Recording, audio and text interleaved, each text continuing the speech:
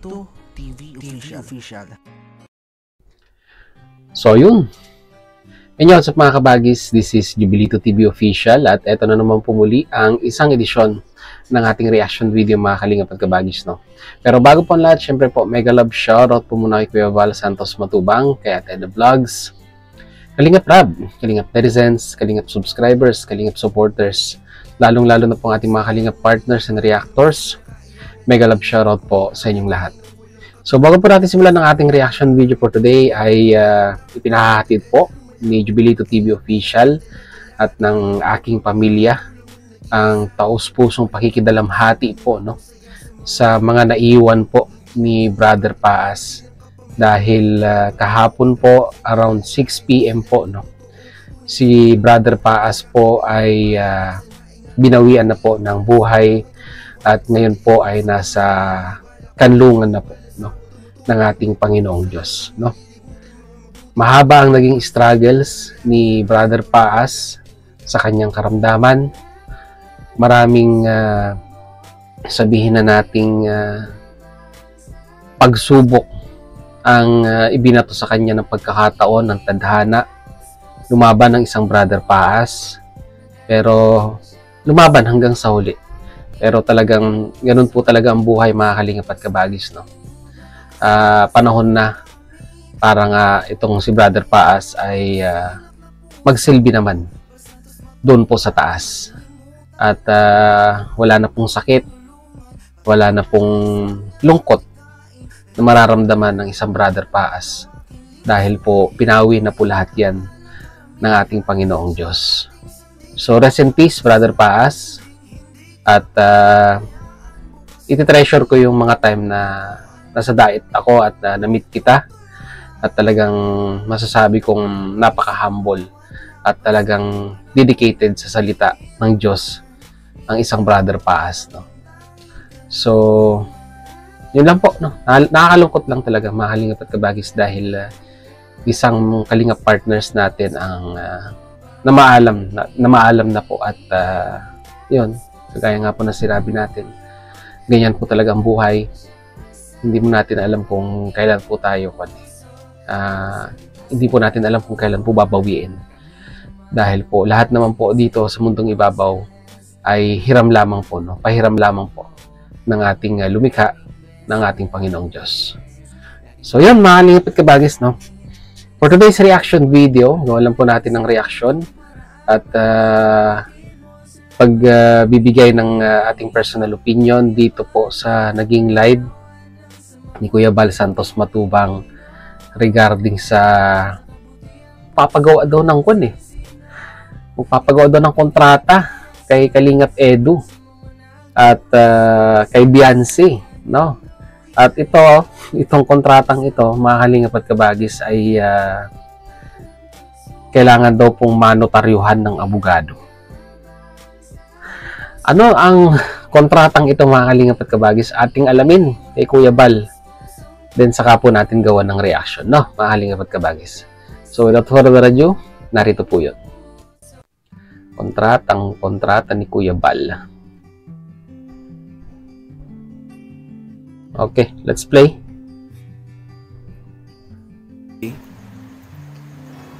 Walang abogado sa Sunday. Magawa kasi ko ng kontrata po. May mga nakasaad doon yung mga yung mga sa kontrata po nakasaad doon na si Papa AIDS, si Edo bawal pong manligaw at bawal pong pumunta sa mga sponsors pag malayo. Kung dito lang sa diet, pag sa hotel po, bawal siyang pumunta sa hotel. Papa Edo. Para may iwasan po yung inatakutan po namin o pangamba po namin baka mapikot. Kasi maraming mga sponsors po na crush si Papa Edo. Maraming mga nagmamahalay. Ang iba nga dyan niririto pa yung anak nila kay Papa AIDS. samantalang alam nila na meron na po yung Beyonce. baby Beyonce. Kontrata ba kami gagawin? Pirmado po ng abogado. Ipanotaryo po namin. Tapos si baby Beyonce rin po. Ay bawal din po si Beyonce po na tumanggap ng ligaw. Kailan ba kami pupunta? Ang abogado kasi po Monday. Kaso Monday po ng umaga hanggang alas 3 meron kaming meeting. I-try ko po ng hapon po ng Monday. Pero pupunta muna ako sa attorney, sa abogado po. Ipagawa ko yung kontrata po, mga kaibigan. Mga kasunduan po namin gagawin doon about kay Papa AIDS at kay Baby Beyonce. Oy, shout! Okay, mga kalingap at kabagis, no? Seryoso ba ito? Seryoso ba tong announcement ni Kuya Bal regarding dito sa pagpapagawa ng kontrata? Kahit po ako ay naguguluhan at nalilito, no? Bakit kailangan pa po nating gumawa ng kasulatan at kontrata? At kailangan notaryado pa talaga ng abogado, di ba? At base nga dito sa sinabi ni Kuya Bal, ang nakasaad sa kontrata ay bawal daw pong manligaw si Papa Eds ng iba dahil alam naman po natin na nakalabtin po siya kay Beyonce. Secondly, yung regarding sa sponsor na naman po, no? Mga kalingap at kabagis, talagang mainit-init po itong usapin sa sponsor ni Edo kay Kuya Bal na kung saan ay bawal daw pong puntahan, no? Si Edo ang pupuntahan diyan sa diet, walang problema. Pero kung si Edo yung pupunta sa sponsor at sa hotel pa daw makikipagkita, ay bawal daw po yun. Yan ang sabi ni Kuya Balay. At ang concern ni Kuya Bal dito ay baka daw po mapikot si Papa Eds ng mga sponsor na nagkakagusto sa kanya. At meron nga daw dyan na inirereto yung mga anak nila kay Papa Eds. So, kung may katotohanan man itong announcement ni Kuya Bal, no, ay hindi kaya masyadong exaggerated kung papagawan pa ng kontrata. Unang-una para sa akin po si Papa Eds ay nasa wastong edad na, di ba? At alam niya na po yan. Alam niya na po ang tama at mali. Di ba? At hindi naman po siguro hahayaan ni Edo na dumating sa puntong mapipikot siya or mahahantong siya sa ganong sitwasyon dahil alam niya rin naman po siguro ang kanyang limitasyon, no, sa kanyang relationship sa mga sponsor niya, no? Kung ako pong tatanungin, no, mga halingap at kabagis, no, kung totoo man yan, kontratang yan, ay para sa akin po ay hindi na kailangan yan. Hindi na kailangan ng kontrata kay Kalingap Edo na bawal yung ganyan, bawal yung ganito. Dahil alam naman po natin, na si Edo po ay talagang ang puso niyan ay nakay Beyonce. At ang katapatan niyan ay nasa programa at nasa Kalingap po, no? So, para sa akin, malabong mangyari po yan na si Edo po, no, ay mapipikot ng sponsor or ng kung sino man, no? At kung mangyari man yun, mga kalingap at kabagis, no, ay talagang malaking pagkakamali po yun na magagawa ni Edo. Kung mangyari po, mga kalingap at kabagis, no? Dahil, kagaya nga na sinabi ko kanina, nasa wastong pag-iisip na yan. Alam niya na yung tama at mali.